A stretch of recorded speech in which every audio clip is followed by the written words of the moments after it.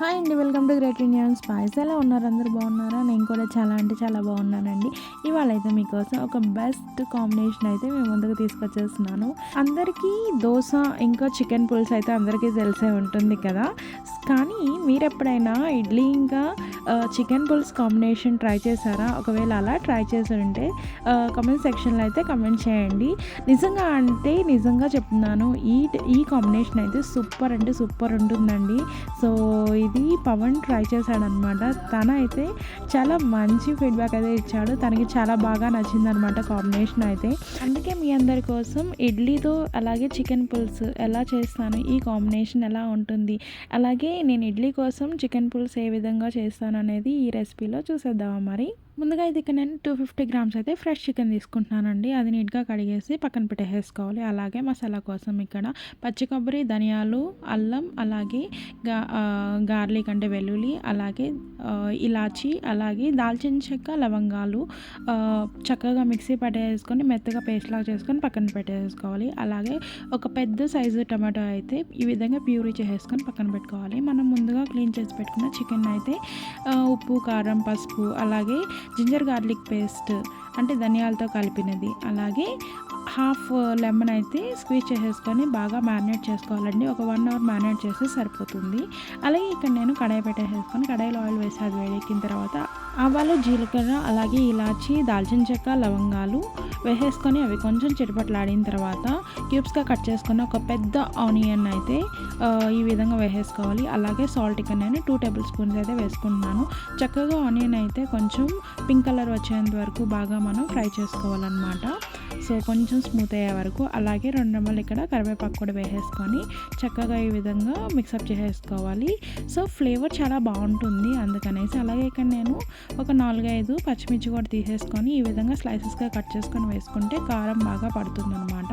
అలాగే మనం ముందుగా ఇక్కడ పేస్ట్ అయితే మసాలా పేస్ట్ ప్రిపేర్ చేసుకుంటాం, అది కూడా వేసేసుకుంటాము. అలాగే ఒక పెద్ద సైజు టమాటోని కూడా తీసుకొని ఈ విధంగా ప్యూరీ చేసేసుకుంటాం కదా ముందుగా తీసి పెట్టుకున్నవి, అది కూడా చక్కగా వేసేసుకొని బాగా మిక్స్ చేసేసుకోవాలన్నమాట.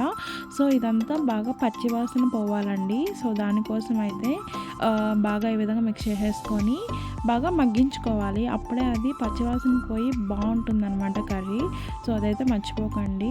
పచ్చివాసన పోయేంత వరకు, మసాలాలు మంచి ఫ్లేవర్ వచ్చేంత వరకు బాగా మనం సిమ్లో పెట్టుకొని ఈ విధంగా ఆయిల్ పైకి తేలేంత వరకు మనం మగ్గించుకోవాలన్నమాట. ఇక్కడైతే పసుపు అయితే 2 టీ స్పూన్స్ అండి. కారం అయితే నేను 4 టీ స్పూన్స్ వరకు కొంచెం ఎక్కువ వేసుకుంటున్నానండి. సో మీరు మీ స్పైస్కి తగినట్టుగా కారం అయితే అడ్జస్ట్ చేసుకోండి. ఎందుకంటే ఒక్కొక్కరు బాగా తింటారు, కొంతమంది తక్కువ తింటారు. సో దానికోసం నేను ఎప్పుడైనా కానీ సాల్ట్ కానీ కారం కానీ మీరు మీ స్పైస్కి తగినట్టుగా, మీరు మీ టేస్ట్కి తగినట్టుగా సాల్ట్ని కానీ కారం కానీ యాడ్ చేసుకోమంటాను అనమాట. అలాగే మంచిగా ఈ విధంగా నూనె పైకి తేలేంత వరకు బాగా మనం చక్కగా మసాలాలు అయితే చక్కగా మగ్గించుకుంటాం కదా. తర్వాత మూత పెట్టేసుకొని కాసేపు సిమ్లోనే మగ్గించుకోవాలి.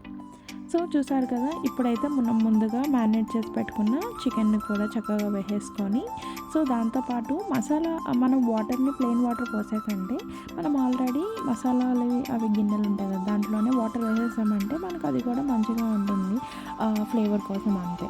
సో ప్లెయిన్ వాటర్ పోసేదానికంటే మసాలా వాటర్ పోస్తే బాగుంటుంది కదా, అందుకనేసి. సో ముక్కలు మునిగేంత వరకు మనం చక్కగా వాటర్ వేసేసుకొని ఒకసారి బాగా మిక్సప్ చేసేసుకొని మూత పెట్టేసేసేయండి.